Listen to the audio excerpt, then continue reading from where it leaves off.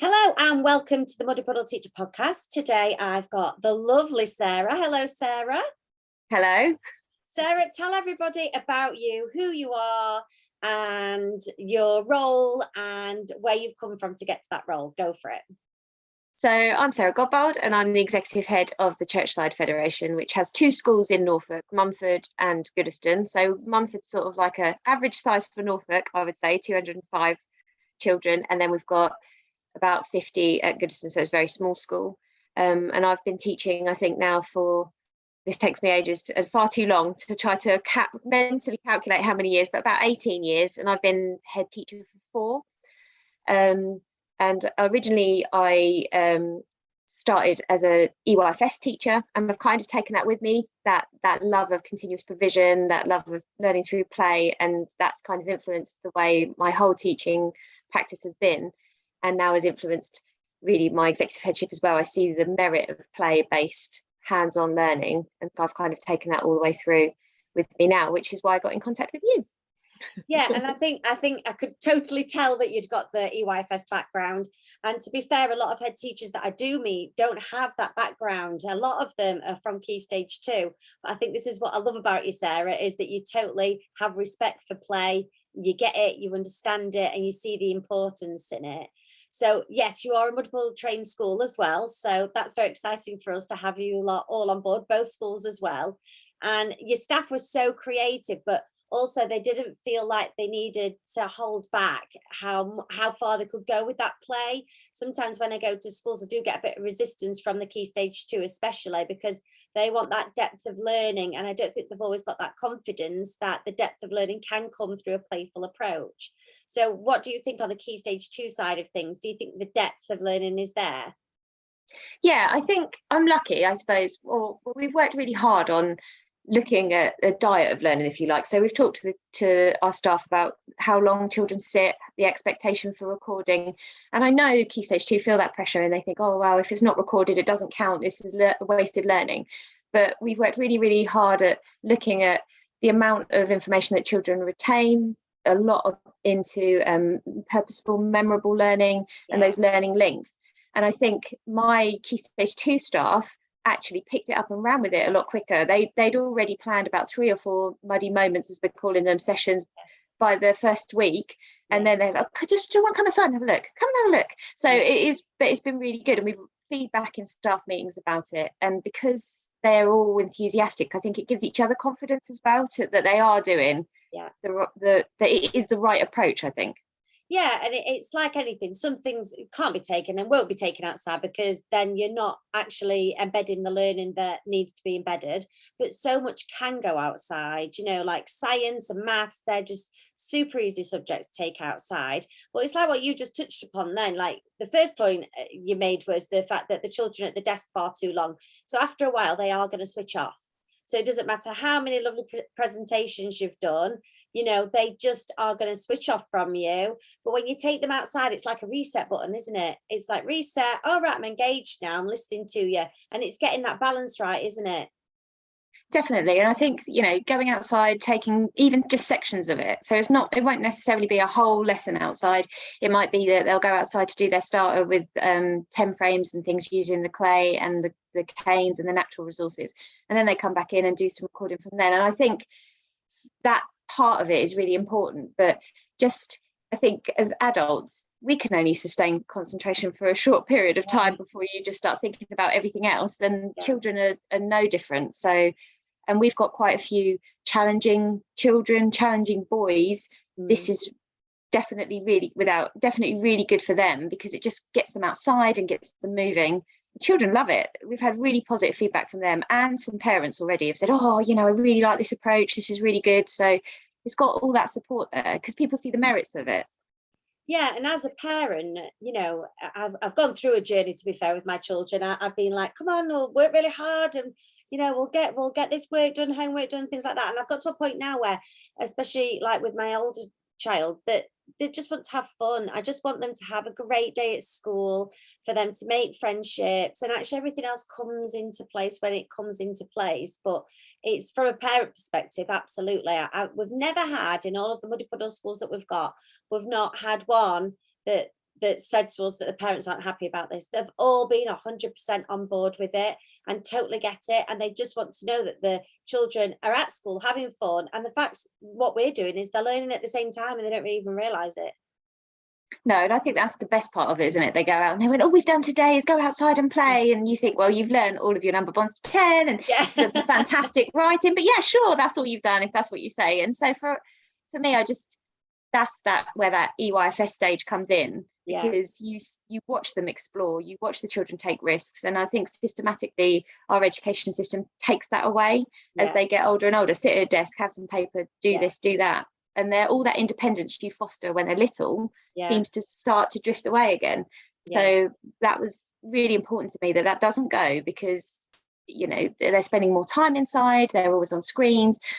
The part of them taking risks and monitoring, if I climb that tree, am I going to fall out? Well, I might, but I probably need to try, and all of those things are just kind of have gone a little bit. So it's it's good to bring it back. Yeah, and it's about the fact that our children don't take enough risks, and then when they are put in a risky situation, it's actually very dangerous, because if they've not been taking risks, then they're not going to know about dangers.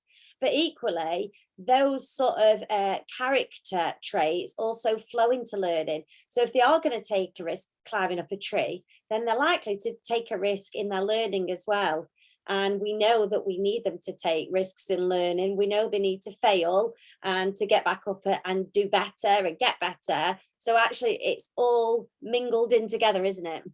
Definitely. And it's got that, that's where you build up that resilience, isn't it? Because you're outside, you've tried something, did it work? No, it didn't. But you have the opportunity to be a bit more independent in that. Then, there's a place for teacher talk, but there's a place for self-discovery and learning as well. And it's a real delicate balance, I think, that you make sure that actually the child's voice and the children are pushing that learning. They're going to remember it, they're going to take risks, they're going to come up with their own hypothesis of how to fix things, and that's more important than just being talked to, I suppose. It's more about that facilitation, isn't it? That's what it is. We're facilitators rather than just constantly I'm going to speak, you're going to listen, directed learning.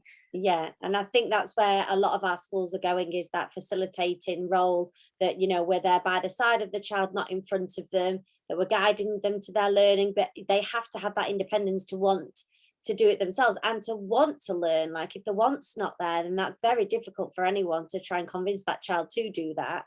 Do you know what I liked what you said as well? You said that your staff were asking you to come outside and look what they've done. And that's really nice. It just goes to show that your teachers have taken this on themselves. They've now feel empowered by it, so much so that they want you to go out there and have a look at it. And I wonder whether that happens so much with indoor teaching. I think it does absolutely give staff like this sort of like mojo back of, look how creative this kind of teaching is. And I think it's that feel good factor as well, isn't it? When you're outside with the class and you just go, even when you're inside, you just go, that really worked. Everybody really enjoyed that. And I could see children learning, all over the place. Like, your staff getting that sort of buzz? Definitely, because we have put aside a part of our staff meetings where we sort of feedback on this, because this is our whole school improvement for outdoor learning. And there is, they even to the point where they're like, I just think it's better for me, I'm outside, I've had some fresh air today, whereas before I would have just been inside. And I thought about this, and I've thought about it in a different way, and I've taken it out, and I've had such a good day, I've really enjoyed it. So they're buzzing with it, and it's good for their mental health, because outside is good for you. And so I think for them, they really enjoy it just as much as the children. I think sometimes the pressure is less because they're outside and the children are just kind of really engaged. Not that they're not engaged in the classroom. I don't want my staff to think I'm saying that, because I'm not, but I just think that there's another level of engagement for some of those children who really struggle. So and it's that balance again, like what you said, there's only so much, you just get that feeling as a teacher, don't you, where you go, do you know what, we've got to make this more exciting, we've got to take it outside, we've got to go and get some fresh air, and like I said, push that reset button again. But it's just so exciting how you guys all think, and I always find it fascinating how so many schools are so different in the way that they think. But all of the early years head teachers I've ever come across really do have this. I think early years is such a magical curriculum down there, And absolutely, it needs to be fed through now. We've had so much success from early years, the early years curriculum. And I mentioned too, when I came to do the training day, Wales have very much taken the early years, broken it down and put it through school. Do you think that some changes need to be made with our good old national curriculum? Oh yes, definitely. I just think it's well, it's post-pandemic anyway. That was pre-pandemic when that curriculum came out. So it's not actually that relevant to the children who have lived through that massive change. Yeah. And I think the more you see the children coming through with speech and language issues, there's more personal, social, and emotional issues and so I think putting them into the classroom environment, expecting a more formal set of learning for those children who aren't ready for it is a disadvantage to them. So trying to find ways to get them engaged in their learning is kind of like a teacher's bread and butter. And I feel like the curriculum can restrain the children from having that. And teachers, I mean, we're quite lucky the way that we've looked at it. We follow the obviously we follow the national curriculum, but we have the child's voice threaded all the way through it. So we ask them what they want to learn about. We come back to the things that they want to learn about and make sure that they're always part of their learning journey. That's kind of like our MO. I mean, if I had freedom to do, we would do that all the way through continually all of the time. But I saw your part about continuous provision for the Key Stage 2 the other day, and that is something I would really like to do, and I'm going to develop in our school, because they're still little children at the end of the day who need all that hands-on. Absolutely, but not many schools are doing it. I mean, we have got a few of our Puddles schools doing it, and I'm just developing some training on it now for our teachers, so they've got some access to that. But I have tough spots in my house, and I put activities for the girls at the weekends on there. And Sienna at the minute, she's just making a river. She's doing rivers at school, so she's making a river, and she's got loads of natural resources and foil, and she's giving it a go. And it's things like that, isn't it? I mean, we've been working really hard at looking at the progression in continuous provision. I'm just helping a school at the moment move from develop it in year 1, because they took it away, now they're bringing it back, and just looking at that progression. You can still learn and have continuous provision, but you do need to look at the progression there and your cohort of kids, because there's a lot of year 6 classes that have children still in early years goals, and for them continuous provision could be very powerful to move them forward a bit. Definitely, yeah, I am an advocate for that. I think that I watched one of my year 6 teachers. She was teaching rivers actually, or year 5, 6, and she'd got them to go outside and they had to make it themselves, and then they had to run the water down, and they were talking about labeling all the parts, but then she left it out for them, and they continued to do that over playtimes and lunchtimes, because they're just extending that learning. And so if you do that all the way through, you can just, the whole point is what have they remembered from, and what can they retain. And when you're watching them redo and then extend and talk about all that vocabulary, everything comes out in that play, and they've got it then. So that they have learned that really, really well. And if they're doing it in their own time, then there you have a lifelong learner. They're then doing their own research in their own time and embedding all that learning. Brilliant, love it. Right, Sarah, I know you're very busy. So I'm going to say goodbye to you and thank you for coming on. That has been so useful. And I just think we do have lots of head teachers thinking about doing outdoor learning or thinking about a more playful approach. And I think this just helps them to have strength to do that, because I think that's what we do sometimes in schools. We isolate ourselves from other people's voices. And this is what I love about the fact of what we've got now, podcasts and people on social media sharing what they do so people can find their people, basically. Definitely. Well, thank you very much for having me. I've my first ever podcast, quite enjoyed it. Brilliant. Well, I bet more will come. If anyone needs to get in touch with you, are you available for anybody to get in touch and ask questions, or schools near you to link up with you? Yeah, sure. So you're more than welcome to get in contact with me. You can do that through office@mumford.dneat.org, and they'll put that through. And yeah, I'm more than happy if people want to talk to me about it, or head teachers want to talk to me about it. I have spoken at length about your training at a cluster heads earlier this week, so you might get a few people getting in contact with you anyway. The more the better.